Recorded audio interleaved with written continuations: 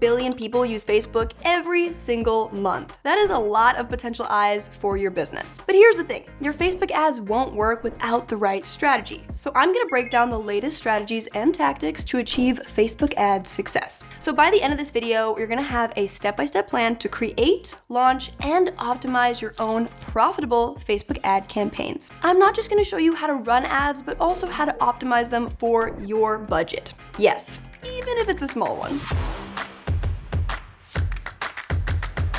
There is a lot of money to be made on Facebook ads, and anyone can learn how to do it successfully with a little time and practice. As Mark Zuckerberg once said, the biggest risk is not taking any risk. So let's dive in and start creating some ads. The first thing you need to do is create a Facebook page and set up a business account. Once you do, open up your ads manager and click Create Ad. A little tip, when choosing your first product to push, try to use your best-selling product or the one with the highest profit margins. This way you can mitigate some risk. There are 3 levels in every Facebook ad campaign. First, there's the campaign, then the ad sets, and then the ads. First, in the campaign, here is where you define your goals such as engagement, lead gen, sales, or your budget. Next is ad sets. This is where you can set up targeting, bids, placement, your schedule, and also sometimes your budget as well. Lastly is the actual ads. This is the copy, the images, or the videos you use, basically the creative aspect. You can actually have several ads running at the same time for testing purposes. Now, let's build a campaign. To begin, you will have to set your objective first. So if you're on a small budget, go for leads or sales. If you have a bit of a budget to play with, you can start with brand awareness or traffic and then retarget from there. Next, choose your campaign setup. And don't be afraid to trust Meta and use Advantage Plus shopping campaigns and audiences. This allows Meta to do what it does best, especially if you have a small budget and you don't have a lot of room to play around with. And there's also going to be less details to worry about in the beginning. Next, set your budget. You can give a daily budget or a lifetime budget. So how much should you be spending? You should spend at least 1 times your product price every day in order to get sufficient data.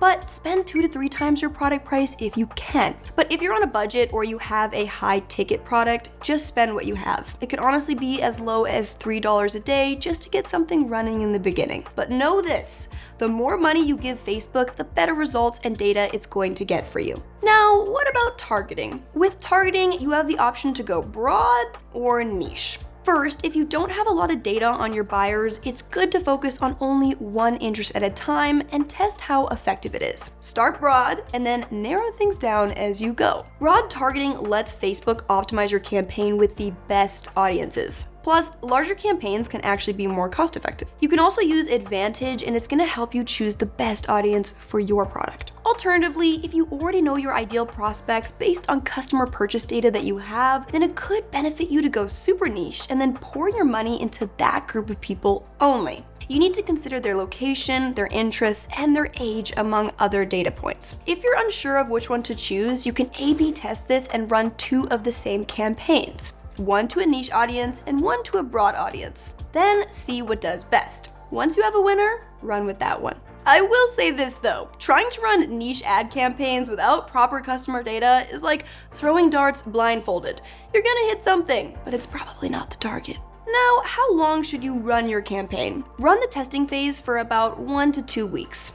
Once you find a winning ad, run it for 3 to 4 weeks and then evaluate the impressions. If it works well and it's evergreen, you can keep running it. But make sure to keep your creatives fresh. There's something called the learning phase. Facebook needs to learn about what works, so try not to adjust any important details on your campaign until it has finished the learning phase. You can always duplicate a campaign if you want to make adjustments. So let Facebook learn on your campaigns while they're active so it can properly optimize things for you. Meta does need conversions to learn what works, and the learning period timeframe is based on conversion volumes. So if you make 1,000 sales per day, it could learn in 2 hours, but if you get 5 sales a week, it could take a month to know if that ad is getting good results. Let it run its course. You know you're in the learning phase if your delivery column says learning. Now, let's talk about ad creatives. These are incredibly important. You have the choice to boost content that you've already made, or you can create your own ad creatives. You could be amazing at targeting, but if your ad creatives suck, they won't work. You can create these yourself, or you can hire UGC creators or even an agency to do this for you. You have the option to run videos,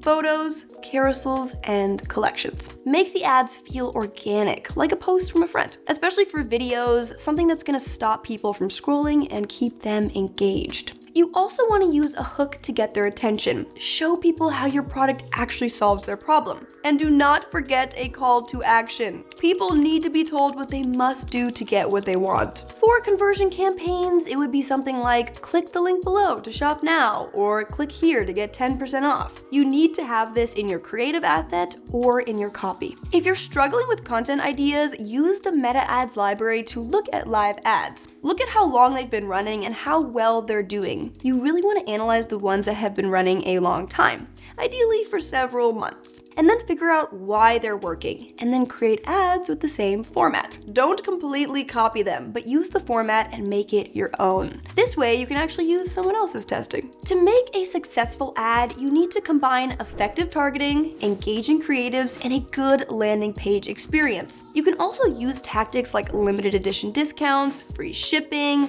product bundles, and more to get your customers' attention. Now, let's talk about budgeting. You can set your budget on a campaign level or on an ad set level. If you choose to use Advantage Plus, it's going to set your budget on a campaign level. Choosing a budget on your ad set level will give you more control over how specific ad sets are delivered. It's good to use campaign budgets for testing and ad set budgets once you know what is working. The spending limit is not a hard cap. Facebook may go over a little bit. They're gonna tell you below how much they're gonna go over, but you're gonna need to be a little bit flexible. Also, start small until you know that your campaigns are profitable, and then you can scale from there. If you have a small budget, just copy what works in your industry already. Now, here are bidding strategies. First is spend-based bidding. This is about spending your budget and getting the highest value possible. Facebook is going to try to optimize your entire budget. Goal-based bidding. You set a cost or value that you want to achieve, such as cost per result or a ROAS goal. That means return on ad spend goal. There's also manual bidding.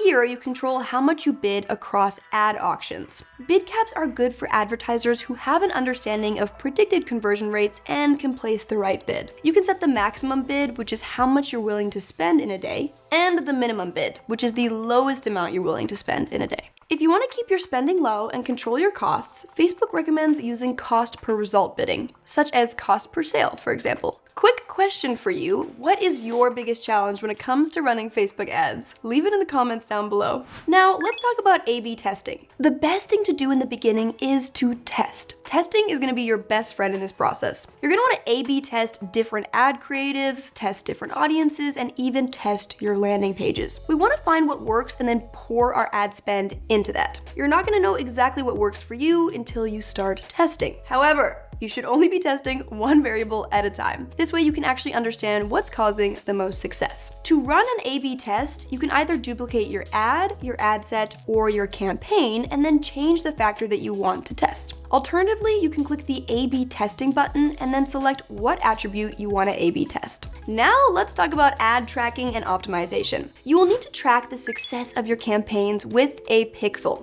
If you're wondering, a pixel is basically a tracker that monitors conversions, views, and actions on your website or wherever you're sending your leads to. So to set up a pixel, go to Events Manager, then connect data sources, then web, and enter your URL. Next, install the pixel code on your website pages, or you can do it using your pixel ID. And make sure your ad campaign is attached to the right pixel. So what are the key metrics that you should be paying attention to? First, there is CTR. This stands for click-through rate. You want to aim for a 1 to 3% click-through rate. Next is ROAS, which stands for return on ad spend. This tracks how much revenue your ad generates. There's also CPA, which means cost per action. Then there is conversion rate. This is the percentage of users who took your desired action after interacting with your ad. For e-commerce, 2% to 5% is standard. Frequency is the average amount of times a person in your target audience saw your ad during a specific time period. Lastly is CAC, which stands for cost to acquire a customer. This is all very important data to understand.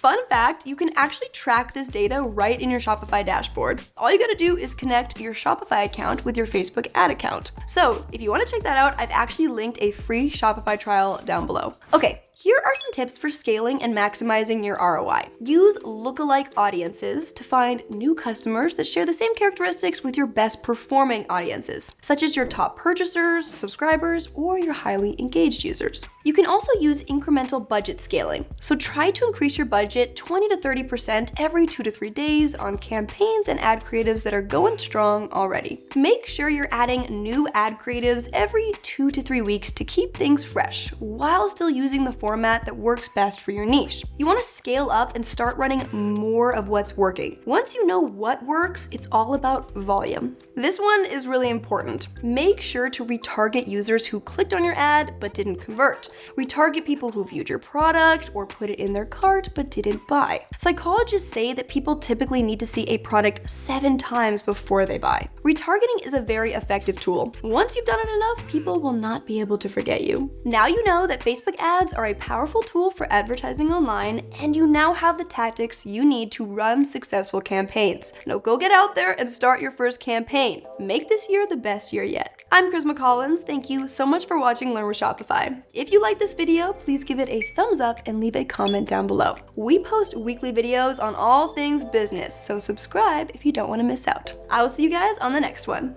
Bye.